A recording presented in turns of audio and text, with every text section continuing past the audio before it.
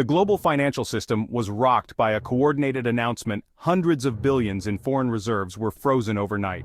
A major nation's central bank was locked out of its own savings, not by force, but by digital decree.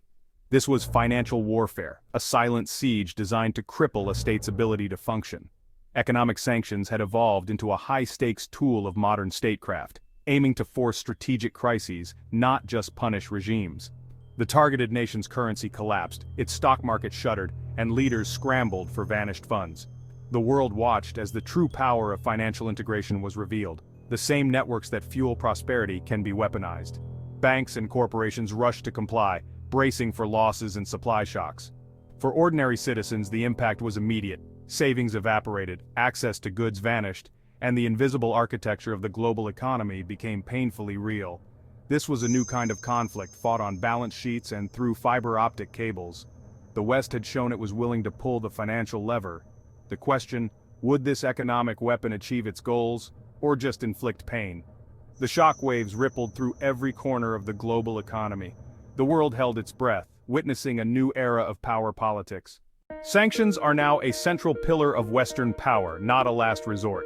They offer governments a way to act decisively without military intervention. Their appeal lies in flexibility, targeting individuals, sectors, or entire economies. Whether halting nuclear programs or punishing human rights abuses, there's a sanctions package for every crisis. The dominance of the US dollar and Western banks gives the US extraordinary leverage.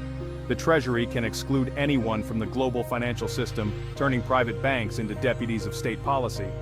But overuse risks sanctions fatigue and pushes adversaries to seek alternatives, eroding Western power. The line between targeted action and collective punishment is thin, raising ethical questions. As sanctions become the default response, understanding their power and limits is more critical than ever. Their effectiveness depends on unity, enforcement, and the willingness of others to comply. Sanctions have become the new normal in international relations. Economic sanctions have evolved from blunt embargoes to precise, targeted weapons. Early sanctions, like those against Italy or South Africa, aimed to isolate entire nations but often hurt civilians most. The 1990s Iraq sanctions sparked a shift. Broad measures caused humanitarian crises, prompting a move toward smarter, targeted sanctions. The post-9/11 era accelerated this, focusing on disrupting financial networks of non-state actors. The U.S. Treasury's OFAC became central, designating individuals and entities as terrorist financiers and cutting them off globally. Today, sanctions are layered. Sectoral bans, technology restrictions, and secondary sanctions penalize even third-country firms. Coordination among the US, EU, UK, and allies creates a powerful multilateral front. Sanctions now target industries, technology, and financial flows, constantly adapting to new threats. The result: a dynamic, sophisticated instrument of power refined with each new crisis. Sanctions are no longer just about punishment, they're about shaping global behavior. The evolution continues as adversaries adapt and enforcement becomes more complex. Economic statecraft is now at the heart of international conflict. The West's response to Russia's 2022 invasion of Ukraine was unprecedented. Half of Russia's central bank reserves, about $300 billion, were frozen. Major Russian banks were cut off from SWIFT, and export controls targeted critical tech and defense sectors. Oligarchs and officials faced asset freezes and travel bans, while energy exports, the Kremlin's lifeline, were hit with embargoes and price caps. Russia imposed capital controls, raised interest rates, and pivoted trade toward China and India. The Kremlin framed sanctions as economic war, rallying domestic support and accelerating self-sufficiency.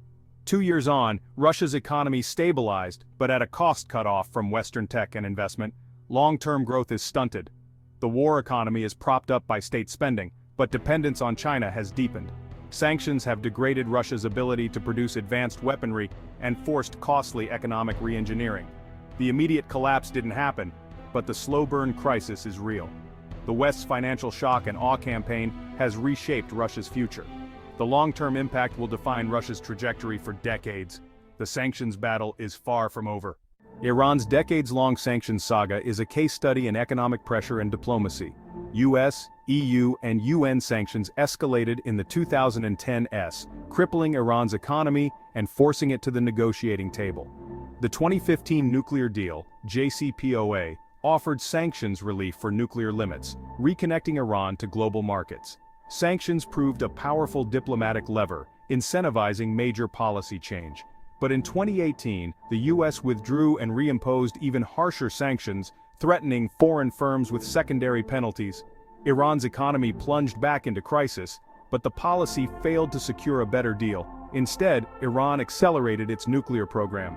The episode highlights both the power and limits of sanctions. They can inflict pain but not always deliver political outcomes. Multilateral consensus is crucial. Without it, sanctions lose effectiveness. The JCPOA roller coaster shows sanctions are bargaining chips, not magic wands. Economic pain alone rarely forces capitulation. Diplomacy and unity are essential for lasting results.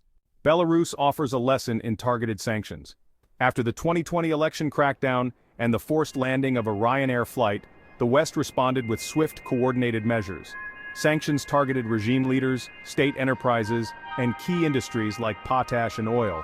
The goal: pressure Lukashenko's regime without triggering a humanitarian crisis. Potash exports, a major revenue source, were hit to cut off funding. The sanctions isolated Belarus and deepened its dependence on Russia, yet they haven't forced regime change or democratization. Even well-coordinated sanctions have limits, especially when the target has a powerful patron. Sanctions are tools of attrition, not quick fixes. The Belarus case underscores the complexity of modern economic pressure. Designing sanctions is just the start. Enforcement is where power lies. The US Treasury's OFAC and the EU's decentralized system maintain blacklists. But banks are the real enforcers. Global banks must screen transactions, facing massive fines for violations. This turns financial institutions into deputies of foreign policy, investing heavily in compliance. Secondary sanctions extend US reach, forcing foreign firms to choose between sanctioned markets and access to the dollar.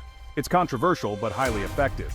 Sanctions evaders use shell companies, ship-to-ship transfers, and cryptocurrencies to bypass controls.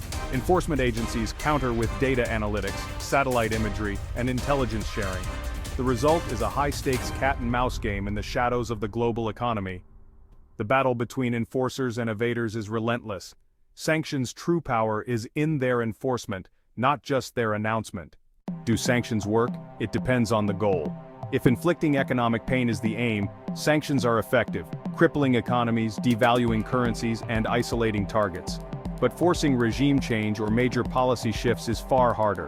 Sanctions often trigger unintended consequences, rallying domestic support for regimes, harming civilians, and encouraging adaptation. Over time, targets build resilience, developing local industries, diversifying reserves, and creating alternative systems. Widespread sanctions push adversaries to form parallel economic blocs, potentially weakening Western leverage. Sanctions brought Iran to the table and helped end apartheid, but failed to prevent wars or topple entrenched regimes. Their impact is complex, a mix of costs, benefits, and strategic risks. Effectiveness hinges on unity, enforcement, and the broader geopolitical context. Sanctions are powerful, but not a cure-all. They are one tool among many in the arsenal of statecraft. Sanctions are now central to global affairs. Understanding them is essential. Watch enforcement actions, not just announcements. Real pressure is revealed in billion-dollar fines and compliance crackdowns.